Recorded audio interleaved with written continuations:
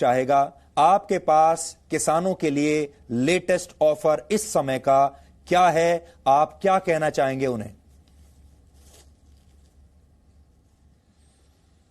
सुधीर जी, मैं आपके माध्यम से आंदोलनकारी किसान भाइयों और बहनों को यह अनुरोध करना चाहता हूं कि चर्चा के दौरान जो विषय चिन्हित किए गए थे उन विषयों को लेकर सरकार क्या कदम उठा सकती है, इसका प्रस्ताव किसान यूनियन के पास भेज दिया गया है।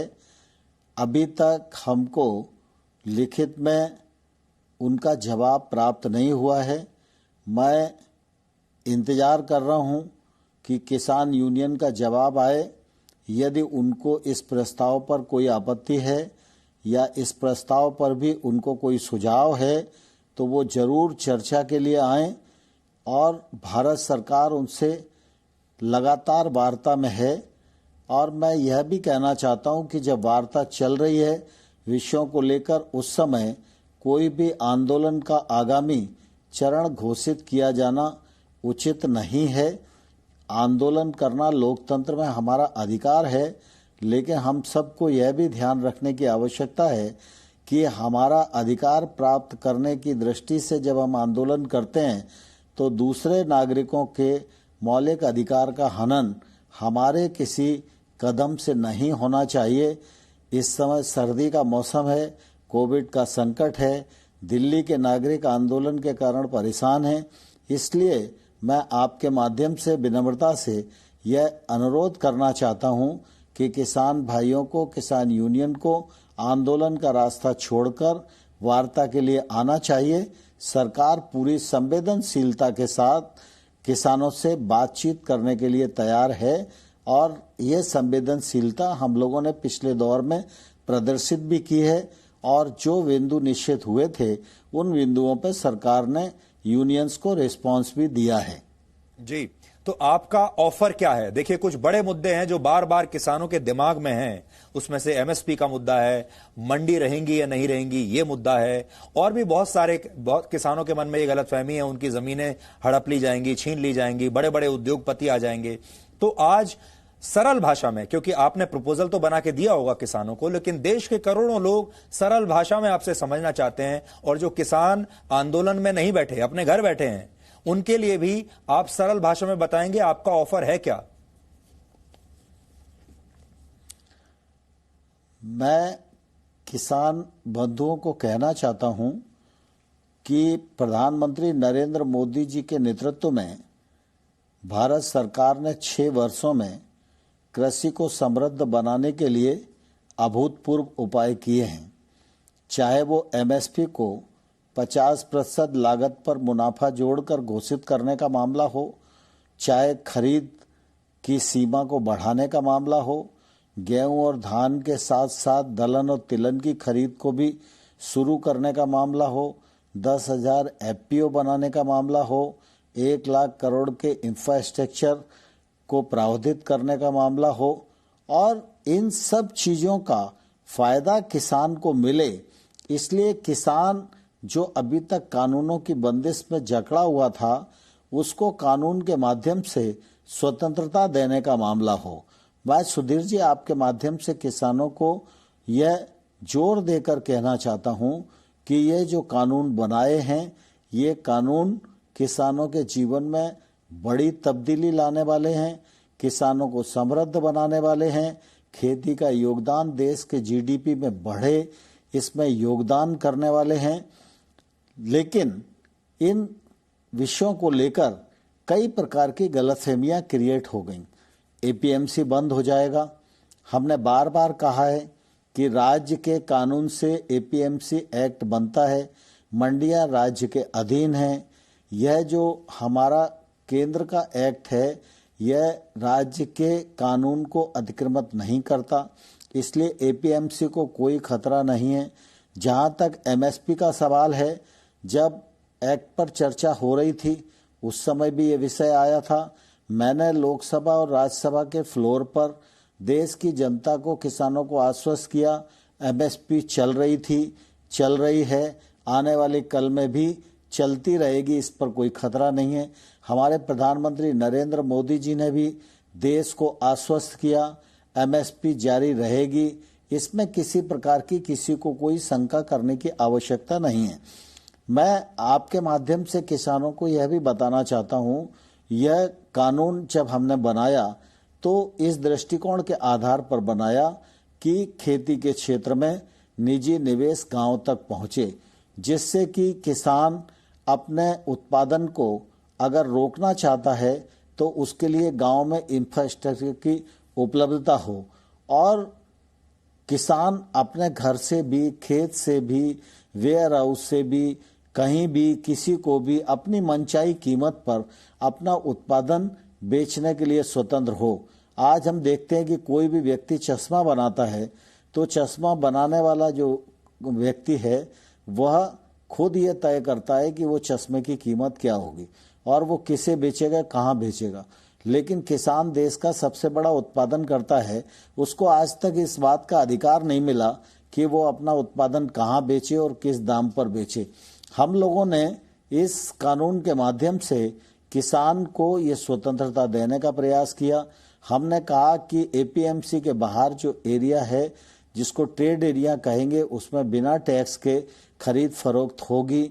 लेकिन किसानों को ये लगता है कि एपीएमसी इससे कमजोर हो जाएगी। हमने किसानों को कहा है एपीएमसी को सुदृढ़ बनाने के संपूर्ण उपाय किए जाएंगे और किसानों को यह भी कहा है कि अगर आपको लगता है कि एपीएमसी के बाहर बिना टैक्स के खरीद होगी तो एपीएमसी में कोई नहीं जाएगा और बाहर बिना टैक्स के ही लोग खरीद फरोख्त करेंगे। आप सब जानते हैं कि अगर कृषि उपज पर टैक्स नहीं होगा तो इसका फायदा किसान को ही मिलेगा और उसको दाम बढ़कर मिलेगा, क्योंकि व्यापारी जब खरीद करता है तो निश्चित रूप से कोई भी व्यापारी अपने पास से टैक्स नहीं देता, उतने कम पैसे में किसान से फसल को खरीदता है।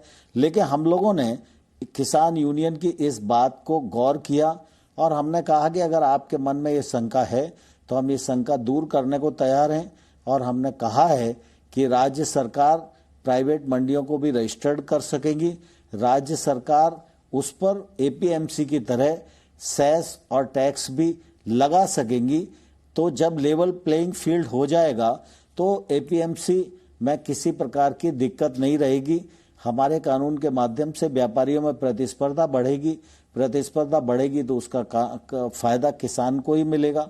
साथ ही दूसरा उन लोगों का मत ये था कि एसडीएम छोटा अधिकारी है, विवाद की स्थिति में ये न्याय नहीं दे पाएगा, इसमें न्यायालय जाने की अनुमति होनी चाहिए। हमने इस पर भी अपना सकारात्मक रुख दिखाया। मैंने कहा अगर आपको ऐसा लगता है तो हम इस रास्ते पर भी चल सकते हैं। हम लोगों ने एसडीएम इसलिए सोचा था कि कोर्ट में मुकदमा बहुत दिन तक चलता है, न्याय देर में मिल पाता है, कोर्ट के सामने बहुत सारे मुकदमे हैं। एसडीएम एक सरकारी अधिकारी है जो किसान के सबसे नजदीक है और हमने ये भी तय किया कानून में कि 30 दिन के अंदर उसको निराकरण करना पड़ेगा और यह भी उसको अधिकृत किया कि वो किसान की भूमि के विरुद्ध किसी भी प्रकार की वसूली का निर्णय नहीं दे सकेगा। कॉन्ट्रैक्ट फार्मिंग एक्ट जो जिसे कहते हैं हम सब लोग सामान्य भाषा में, उस एक्ट का भी निश्चित रूप से किसान को बहुत फायदा होने वाला है, क्योंकि अगर छोटा किसान अगर बुआई के समय उसको फसल के मूल्य की गारंटी मिल जाए तो वो किसी प्रकार की रिस्क में जा सकता है। वो महंगी फसलों की ओर आकर्षित हो सकता है, वो टेक्नोलॉजी का उपयोग कर सकता है, वैश्विक मानकों के अनुसार खेती कर सकता है, क्योंकि उसके पास मूल्य की गारंटी है, उसके पास मार्केट की उपलब्धता है। तो निश्चित रूप से जब महंगी फसलों की ओर जाएगा तो उसको अधिक दाम मिलेंगे, अच्छी खेती कर सकेगा, अच्छा मुनाफा कमा सकेगा और इसका फायदा उनको होएगा ही। किसानों को लगता था कि जब फार्मिंग का एग्रीमेंट होगा तो उसका रजिस्ट्रेशन होना चाहिए, तो हम लोगों ने यह भी सुनिश्चित किया कि भाई ठीक है, राज्य सरकार रजिस्ट्रेशन कर सकेगी, हम इस प्रकार की भी व्यवस्था कर देंगे। जब तक राज्य सरकार क्या इसके लिए आपकी नियम इस नहीं दौरान बनाएगी। आपने प्रधानमंत्री नरेंद्र मोदी को इस पूरे मामले के बारे में ब्रीफ किया है, क्योंकि आपकी कई राउंड की बातचीत किसानों के साथ हो चुकी है? क्या आपने उन्हें ब्रीफ किया और इस पर प्रधानमंत्री का क्या रुख है? माननीय प्रधानमंत्री जी से इस मामले में चर्चा हुई है।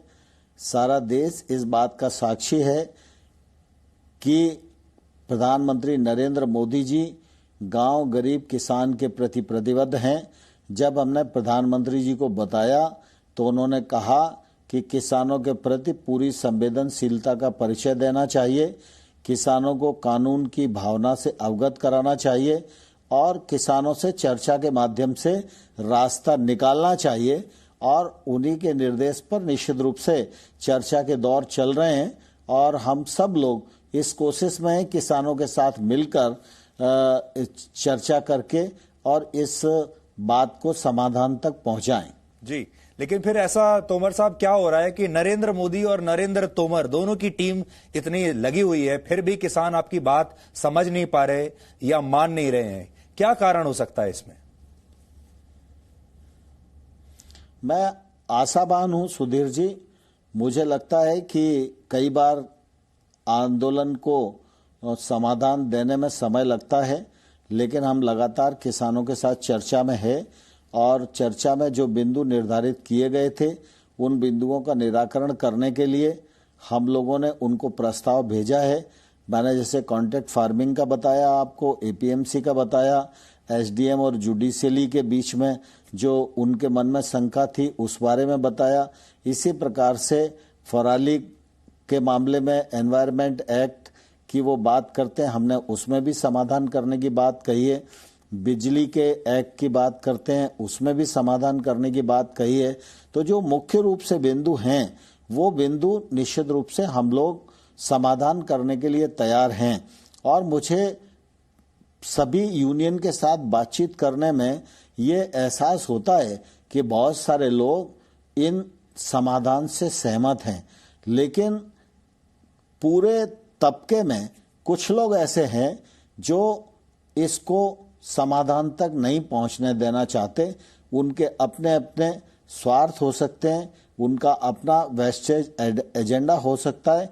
इसके कारण थोड़ी सी तकलीफ आ रही है, लेकिन मुझे लगता है कि किसान यूनियन के लोग सकारात्मक दृष्टि से सोचेंगे, सरकार की बात को समझेंगे, सरकार की भावनाओं को समझेंगे। यह सरकार किसानों की बहबूदी के लिए काम करने वाली सरकार है।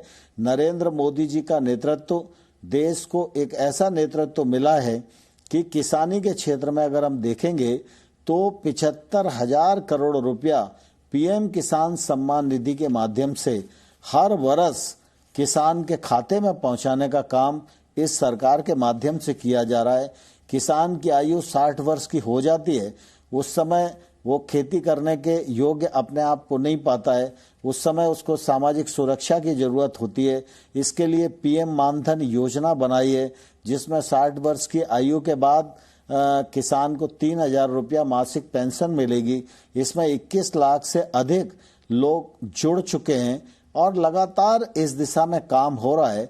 और सिर्फ नरेंद्र मोदी जी ने कानून ही नहीं बनाए, इन कानूनों को ठीक से लागू करना और पीछे जो योजना है, चाहे वो इंफ्रास्ट्रक्चर फंड हो, चाहे वो एफपीओ 10,000 एफपीओ बनाने का मामला हो, चाहे अन्य प्रकार की योजनाओं का मामला हो, ये कानूनों का अमल और सारी योजनाएं यह निश्चित रूप से खेती के क्षेत्र में खेत तक, गांव तक, किसान के घर तक इंफ्रास्ट्रक्चर को पहुंचाएंगी, रोजगार के अवसरों का सृजित करने में उपयोगी होंगी और फूड प्रोसेसिंग के माध्यम से बड़ी मात्रा में रोजगार मिलेगा और किसान को वाजिब दाम मिलेंगे। कृषि के क्षेत्र में इन कानूनों के माध्यम से क्रांतिकारी बदलाव आने वाला है। हमारे देश में इन 73 वर्षों में अनेक क्षेत्रों में बदलाव हुए, लेकिन कृषि के क्षेत्र में बड़ा बदलाव कानूनी नहीं हुआ था। इसके कारण कृषि का क्षेत्र बहुत दिन तक उपेक्षित रहा। नरेंद्र मोदी जी की सरकार ने साहसपूर्वक ये निर्णय लिया और मैं समझता हूं यह बात किसानों को समझाने में हम लोग सफल होंगे। जी, करोड़ों किसान इस समय देख रहे हैं और बहुत सारे लोगों ने यह पूछा है कि इनसे, कृषि मंत्री से पूछिए कि इस कानून को वापस लेने की कितनी संभावना है। 0% संभावना है या आप अभी भी इसके बारे में विचार कर सकते हैं?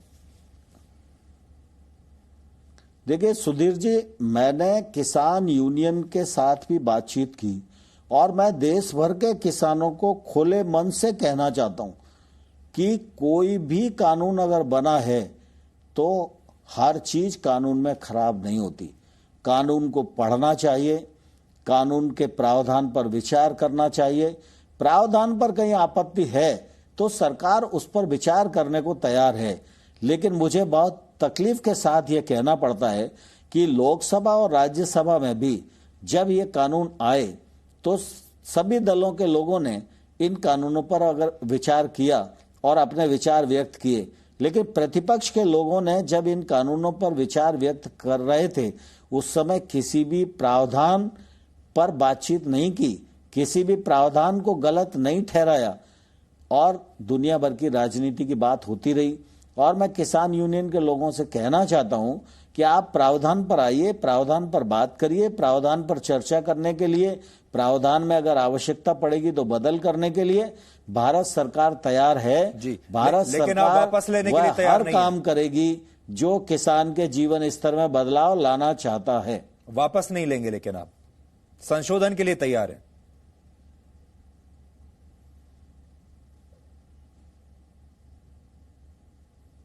जी सुधीर जी। जी, मैं कह रहा था आप वापस नहीं लेंगे, संशोधन के लिए आप तैयार हैं? नहीं, मैंने कहा ना कि कुल मिला के वापस लेने की बात तो तब उठती है जब सरकार चर्चा करने को और सरकार संशोधन करने को तैयार ना हो। बातचीत में जो विषय आए हैं उनको सरकार एड्रेस कर रही है तो वापस लेने का सवाल उठता कहां है? जी, हमने देखा कि आपके साथ जितनी भी जब कई राउंड की बातचीत हुई तो किसान तो आपकी चाय तक पीने को तैयार नहीं है। तो इतनी नाराजगी क्या है किसानों को कि ना आपकी चाय पी रहे हैं, ना आपके साथ खाना खा रहे हैं, चाय भी अपनी अलग लेकर आते हैं। तो उससे ऐसा लगता है कि माहौल काफी हॉस्टाइल है। नहीं, मैं समझता हूं सुधीर जी, शुरुआती दौर में वो लोग जब आए तो उन्होंने भोजन भी किया, उन्होंने चाय भी पी और अच्छे से बातचीत की। बातचीत के दौर में अलग अलग भी बातचीत हुई और उसमें सहमति बनने के एक तौर से मार्ग प्रशस्त हो रहे थे। जैसा मैंने बताया कि कुछ लोग ऐसे हैं जो सहमति के मार्ग को प्रशस्त नहीं होने देना चाहते। उन्होंने किसान नेताओं को एकदम कटघरे में खड़ा कर दिया।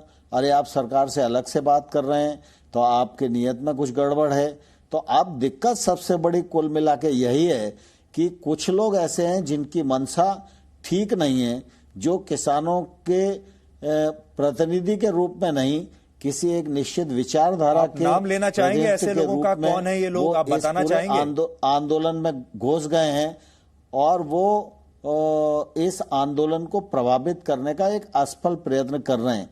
मैं आपके माध्यम से ये भी कहना चाहता हूं कि सामान्य तौर पर इतनी बात हुई और इतनी बार मैंने मीडिया से भी बात की, मैं इस आंदोलन को किसान के दृष्टि से ही देखता हूं। किसान यूनियन से जब मैं बात कर रहा हूं तो मैं किसान नेताओं की दृष्टि से ही उनको देखता हूं और मेरी नीयत पवित्र है तो मुझे लगता है कि सामने वाले भी उतनी पवित्रता से मुझे बात करेंगे। लेकिन मैं देख रहा हूं इस आंदोलन में तमाम सारे दिल्ली के दंगों के और कोरे भीमा गांव वाले दंगों के जो दोषी हैं, जो जेल में हैं, जिसने देशद्रोहिता का काम किया है, उनको रिहा कराने के लिए पोस्टरबाजी हो रही है, नारे लग रहे हैं। इसमें तमाम सारा वामपंथी एलिमेंट घुस गया है और वो कुल मिला के इस पूरे किसान आंदोलन की दिशा बदलने का प्रयास कर रहा है और यह आंदोलन अराजक हो जाए इस दिशा में प्रयास कर रहा है। यह बहुत दुर्भाग्यपूर्ण बात है। मैं आपके माध्यम से किसानों को और किसान यूनियन के नेताओं को धन्यवाद भी देना चाहता हूं कि उन्होंने बहुत ही अच्छे तरीके से इस आंदोलन को अनुशासित बनाए रखा है। कोई घटना और दुर्घटना इस आंदोलन में नहीं हुई है और मैं उनको आग्रह करना चाहता हूं इस प्रकार के तत्वों से आंदोलन को बचाना चाहिए। अगर इस प्रकार के तत्व घुसेंगे, आंदोलन की दिशा को प्रभावित करेंगे, आंदोलन की दिशा को बदलने की कोशिश करेंगे तो किसानों के साथ ये बड़ा अन्याय होगा। और मुझे आशा है कि जो किसान यूनियन के नेता हैं इस दिशा में विचार करके सावधानी बरतेंगे। जी तोमर साहब, हमारे पास 5 मिनट और हैं। क्या आपके पास भी ये खबरें आई हैं, रिपोर्ट्स आई हैं कि आने वाले कुछ दिनों में कुछ अलगाववादी लोग हिंसा करवाने की तैयारी कर रहे हैं इस किसान आंदोलन के जरिए? सुधीर भाई, अभी मेरे पास कोई ऐसी पुख्ता जानकारी नहीं है, लेकिन सामान्य तौर पर मीडिया के माध्यम से और वहां के जो चलचित्र दिखाई देते हैं उससे इस प्रकार की आशंका से इनकार नहीं किया जा सकता। और इसलिए मैंने आज भी जिन लोगों से बात करना थी उन लोगों से बात की है। और लेकिन मैं अभी तक जितने वार्ता के दौर में रहा हूं, मुझे संतोष है इस बात का कि किसान यूनियन के सभी नेताओं ने इस बात का भरोसा दिलाया है कि कोई भी अराजक तत्व उनके मंच का इस्तेमाल नहीं कर पाएगा, कोई भी राजनीतिक तत्व उनके मंच का इस्तेमाल नहीं कर पाएगा, और हम ऐसी किसी चीज को प्रोत्साहित नहीं करेंगे जो आंदोलन को नुकसान करे या देश को नुकसान करे। और मुझे आशा है कि शायद इस दिशा में इन सब यूनियन के नेताओं के प्रयत्न सफल हों, ऐसी मेरी कामना है। जी, आप तो खुद किसान हैं तोमर साहब। अगर आप राजनीति में नहीं आए होते, आप मंत्री नहीं होते, आप एक आम किसान होते, तो आप इस नए कानून को कैसे लेते? क्या आप भी धरने पर बैठते? एक सवाल मेरा यह है। दूसरा यह कि हम देख रहे हैं कि 1 या 2 राज्यों से ही सारे लोग हमें दिखाई दे रहे हैं इस पूरे प्रदर्शन में। बाकी के राज्यों के जो किसान हैं वो या तो चुप हैं या फिर वहां जा नहीं रहे हैं। इसके पीछे क्या वजह है? सुधीर भाई, ये बात सही है कि मैं भी किसान परिवार से आता हूं और मेरी भी खेती है, लेकिन मेरा रास्ता दूसरा होने के कारण मैं स्वयं अपनी खेती नहीं कर पाता हूं। लेकिन अगर मैं आज इस अवस्था की जगह एक किसान होता तो मैं समझता हूं आगे बढ़ चढ़कर इन कानूनों का स्वागत करता, क्योंकि ये कानून किसान को आज़ादी प्रदान करने वाले हैं और छोटे किसान की आमदनी बढ़ाने वाले हैं, छोटे किसान को सुरक्षा प्रदान करने वाले हैं, छोटा किसान भी समृद्ध खेती कर सके, वाजिब दाम उसे प्राप्त हो सके, टेक्नोलॉजी का उपयोग कर सके और अपने पढ़े लिखे बच्चों को भी खेती में लगा सके। इस बात का मार्ग ये नए कानून प्रशस्त करते हैं। तो ये सारे देश के किसान ही आपके खिलाफ हैं या सिर्फ पंजाब के किसान आपके खिलाफ हैं? नहीं, मैं सुधीर ये कह रहा हूं, इसी का परिणाम है कि आज पूरे देश भर में कहीं भी किसान के मन में किसी भी प्रकार का ना संकोच है ना गलतफहमी है। आप मध्य प्रदेश देख लीजिए, राजस्थान देख लीजिए, महाराष्ट्र देख लीजिए, कर्नाटक देख लीजिए। आप सामान्य तौर पर कभी कभी राजनीतिक दल किसी आंदोलन का बंद का समर्थन कर देंगे तो उन राजनीतिक दल के कार्यकर्ता कुछ निकलेंगे बंद कराने के लिए, लेकिन पूरे देश में 8 तारीख के बंद में भी कोई किसान नहीं दिखा जहां जो दल इस आंदोलन को समर्थन कर रहे थे उनके छुटपुट कार्यकर्ता दिखाई दिए।